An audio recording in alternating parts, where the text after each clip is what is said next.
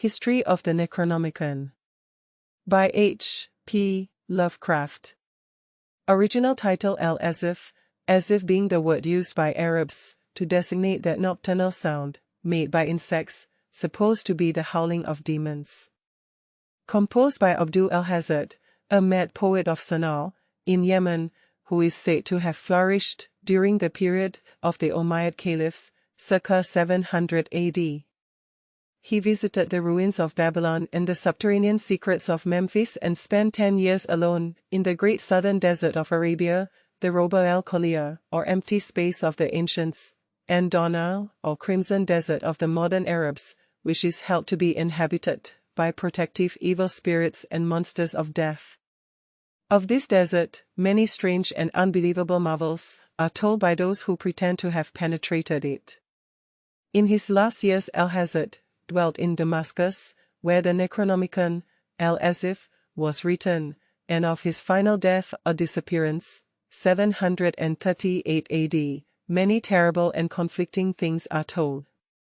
He is said by Ibn Khaldun, 12th century biographer, to have been seized by an invisible monster in broad daylight and devoured horribly before a large number of fright-frozen witnesses.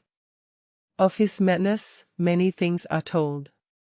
He claimed to have seen fabulous Iram, or city of pillars, and to have found beneath the ruins of a certain nameless desert town the shocking annals and secrets of a race older than mankind. He was only an indifferent Muslim, worshipping unknown entities, whom he called Yog-Sothoth and Cthulhu. In AD 950 the Asif, which had gained a considerable though surreptitious circulation amongst the philosophers of the age, was secretly translated into Greek by Theodorus Philetus of Constantinople under the title Necronomicon. For a century it impelled certain experimenters to terrible attempts, when it was suppressed and burnt by the Patriarch Michael. After this it is only heard of furtively, but, 1228, Olaus Wormius made a Latin translation later in the Middle Ages, and the Latin text was printed twice, once in the 15th century in black letter, evidently in Germany, and once in the 17th, prob Spanish, both editions being without identifying marks, and located to time and place by internal typographical evidence only. The work both Latin and Greek was banned by Pope Gregory IX in 1232, shortly after its Latin translation, which called attention to it.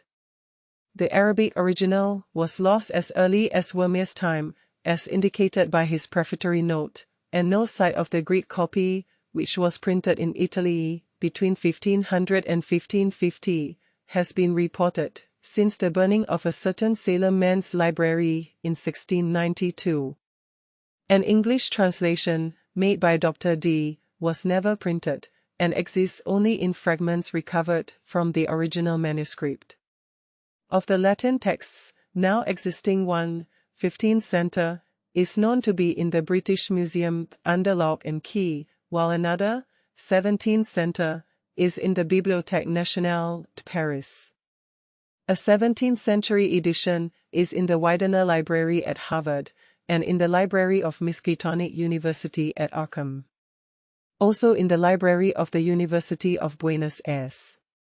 Numerous other copies probably exist in secret, and a 15th century one is persistently rumored to form part of the collection of a celebrated American millionaire.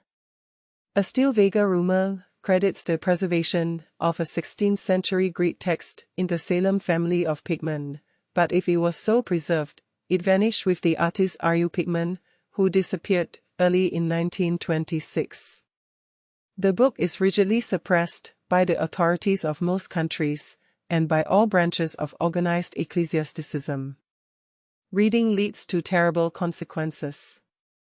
It was from rumors of this book, of which relatively few of the general public know, that R.W. Chambers is said to have derived the idea of his early novel, The King in Yellow.